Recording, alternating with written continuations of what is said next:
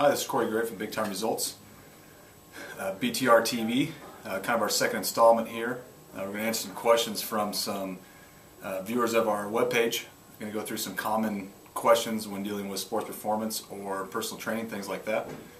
And you guys can find us at www.btrsportsperformance.com or bigtimeresults.com. Come check us out. First question here, how do you gain muscle and get stronger? It's a common question, one we kind of addressed in our last TV episode. To gain lean body mass, to gain muscle, we're talking about eating a surplus of calories. Okay? To go back a step further, let's talk about the recovery process a little bit. In training, whether we're lifting weights, conditioning, we're breaking down our body. So the way in which we recover really dictates the results we're going to gain from a training program.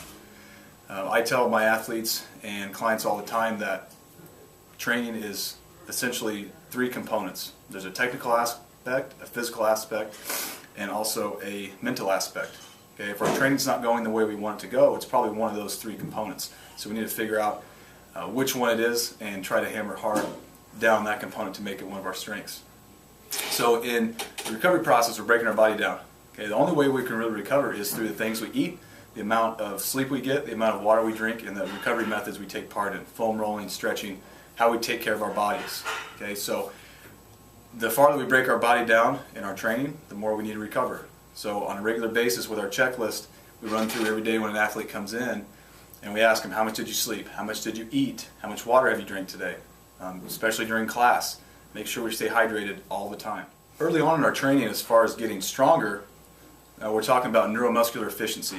Okay, the efficiency in executing a movement. And early on in a novice trainer, if we get an athlete it's their first time training, he or she will see large results in attaining their personal records and breaking those on a regular basis because they're learning more efficiently how to do a movement. As someone trains longer into their training career, their athletic career, it's going to be harder to achieve those personal records because smaller gains are going to be made because they're already neuromuscular efficient. And they're going to have to gain a lot more strength, whether it's muscle mass or overloading the body, gains that way. So early on in training, you're going to see a lot of results. Very soon, as we go through our training, you're going to have to challenge yourself and really improve on your weaknesses, the small weakened areas, in order to see results. And I think that's what makes training a lot of fun as far as troubleshooting and see what works and what doesn't. And every athlete is different. So we must individualize and spot out those weaknesses for each athlete. My second question, very common, again, jumping higher. How can I jump higher? This kind of goes hand in hand with getting stronger and gaining muscle. Tension of the muscle is related to the cross-sectional area or the size of the muscle. So inherently, most likely, as you gain muscle size, you're going to gain muscle strength or power, speed, etc., etc. Those are attributes of muscle function. But as far as jumping higher, I look at this in two ways. Okay, are we technically efficient? Can we initiate a stretch reflex?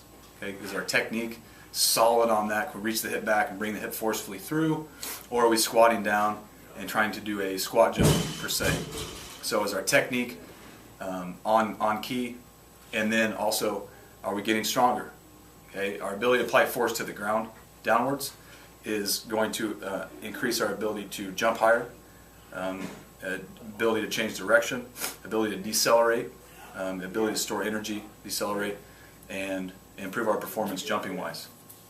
And also adding in your strength training programs, single leg movements, double leg knee dominant pushing movements, squats, lunges, step ups, split squats, overhead split squats, basically any movement where we're pushing against the ground, whether it's on a double leg or a single leg, bilateral, unilateral movement will make our jumping improve. Another common question, improving a 40-yard dash. When we're talking about the 40-yard dash, we're talking about moving in a linear pattern here, straight ahead. So the points we like to hit on here are technique, arm action, leg action. Go back and use the Powell Mechanics Chris Doyle in the University of Iowa as far as good posture, good arm action, good leg action. Okay, we're going to rotate, keep our chest up, shoulders back, good relaxed position through the shoulders, abs tight, fix it 90 degrees, rotating from the chin to the hip pocket. And we're going to have good leg action, driving our knees up, keeping our toes up, striking the ground under the center of gravity. So the paddle mechanics is a good way to remember kind of a linear progression as far as sprinting goes. So hitting on those, linear progression as far as sprinting goes. So hitting on those as well.